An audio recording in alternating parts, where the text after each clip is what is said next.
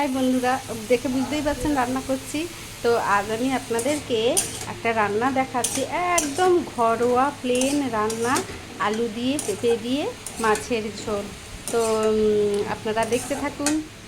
দেখুন বন্ধুরা, আমি প্রথমে কড়াইতে তেল দিয়ে তেলটা গরম হওয়ার পরে একটু গোটা জিরে ফোড়ন দিয়েছি। তার মধ্যে এখন দিয়ে দিয়েছি পেঁয়াজগুলো অল্প ভাজা ভাজা হতেই তার মধ্যে দিয়ে দিয়েছি পেঁপে আর আলু।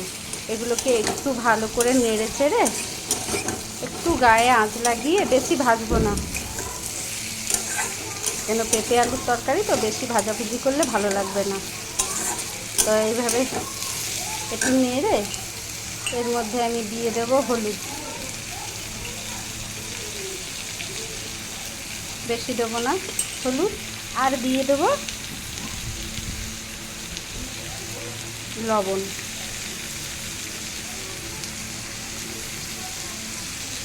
বন্ধুরা, ঝড়েতে পেঁপে গাছ পড়ে গেছে, তো সে পেঁপে তো অনেক পড়ে গেছে, তো কী করবো বলুন। এখন রোজই বাড়িতে পেঁপে হচ্ছে। কার কার পেঁপে খেতে ভালো লাগে একটু কমেন্ট করবেন।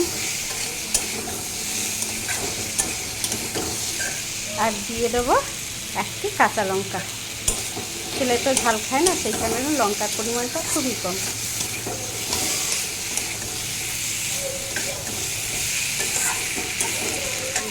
আমার সবজিগুলি একদম ভাজা হয়ে গেছে।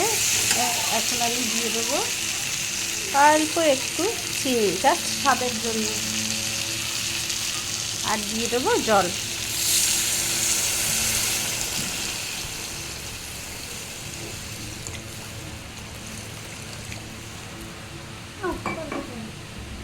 বন্ধুরা, মাছের ঝোলটি ফুটে গেছে, এখন আমি মাছগুলি দিয়ে নেব।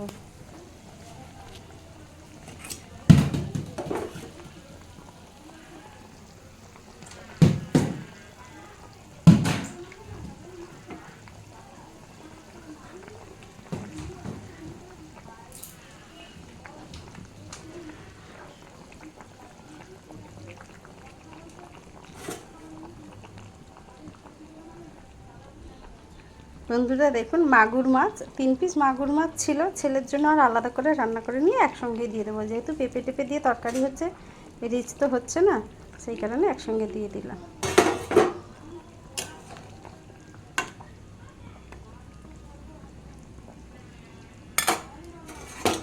একটু ঢাকা দিয়ে দেবো।